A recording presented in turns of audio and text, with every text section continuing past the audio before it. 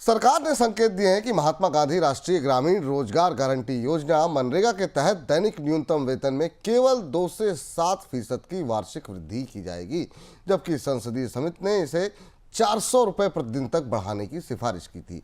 सरकार का मानना यह है कि वेतन में तेज वृद्धि से महंगाई बढ़ सकती है और मौद्रिक नीति पर दबाव पड़ सकता है। वर्तमान में ज्यादातर राज्यों में मनरेगा में वेतन 300 रुपये से कम है। देश में केवल हरियाणा एकमात्र ऐसा राज्य है जहां पर मनरेगा की दिहाड़ी 400 रुपये से ज़्यादा है।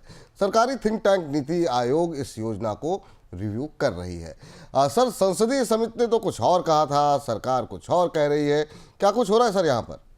मनरेगा के वेजेस और मजदूरी बढ़ाने को लेकर अब सरकार हिचक रही है। संसदीय समिति ने ये कहा था कि बाजार में जो महंगाई की स्थिति है उसे देखते हुए मनरेगा की दरों में बढ़ोतरी की जाए, और ये सिफारिश लंबे समय से आ रही है। कई राज्यों ने अपनी तरफ से मनरेगा की दरों में बढ़ोतरी भी की है, लेकिन अब ये चिंता है सरकार को कि मनरेगा की दरें बढ़ने के साथ एक तो बजट पर बोझ बढ़ेगा और इसके साथ महंगाई में बढ़ोतरी का भी खतरा है। अब यहाँ एक कंट्राडिक्शन दिखता है। महंगाई से बचाने के लिए लोगों को मजदूरी बढ़ाने की सिफारिश की जा रही है और महंगाई से डरकर सरकार मनरेगा की मजदूरी नहीं बढ़ाना चाहती है। ये तस्वीर अभी बनती दिख रही है।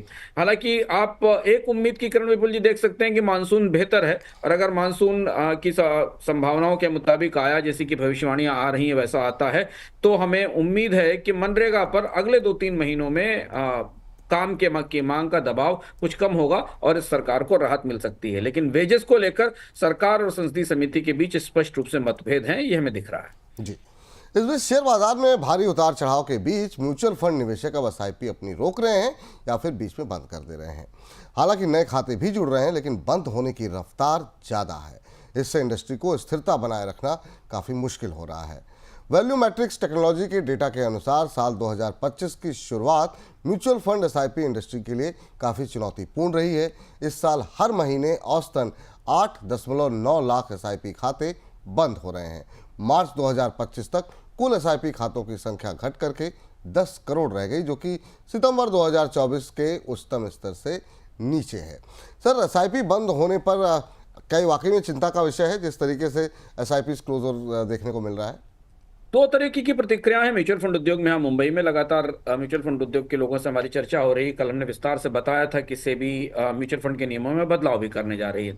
दो महत्वपूर्ण चिंताएं, एक चिंता एसआईपी टूटने को लेकर है। ये बात बिल्कुल सही है, एसआईपी टूटने की रफ्तार काफी तेज है और भारत के म्यूचुअल फंड उद्योग ने पहली बार ऐसा देखा है जब एसआईपी में का जो क्लोजर रेशियो वो 100% से ऊपर 128% के आसपास है। स्टॉपेज 129% है, एक्चुअली बढ़ के 129% तक हो गया है। यहां दो महत्वपूर्ण बिंदु निकलकर सामने आ रहे हैं। एक बात तो यह आ रही है कि भारत के इन्वेस्टर्स के दो वर्ग हैं जिन्हें अब एसआईपी के भीतर देखा जा रहा है। एक तो वो निवेशक हैं जो म्यूचुअल फंड के मिजाज से परिचित हैं, जिन्हें पता है कि म्यूचुअल फंड बार बार बंद करके निकलने का निवेश का विकल्प नहीं है, यहां लगातार निवेश करते रहने से लाभ होता है। जिन्हें ये पता है थोड़ा बहुत कि बाजार में जब गिरावट आती है तो म्यूचुअल फंड में निवेश के और ज्यादा फायदे होते हैं, क्योंकि आपको ज्यादा यूनिट्स मिलती हैं गिरी हुई कीमत पर।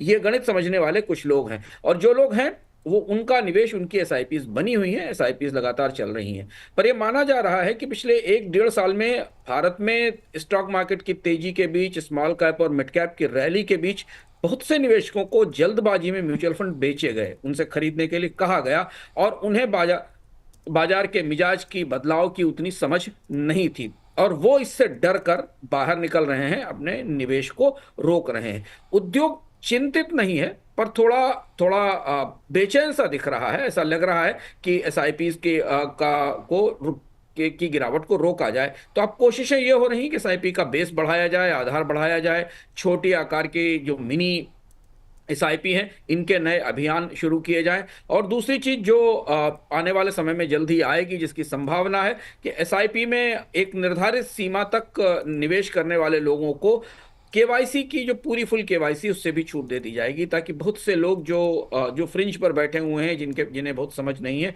वो थोड़े निवेश से भी एसआईपी शुरू कर सके और उन्हें पूरी केवाईसी ना करानी पड़े। तो ये कोशिशें अब शुरू हो गई हैं इसे रोकने की, लेकिन ये अगले 6 महीने शेयर बाजार में उतार चढ़ाव को देखते हुए म्यूचुअल फंड उद्योग के लिए थोड़े मुश्किल भरे जरूर रहेंगे।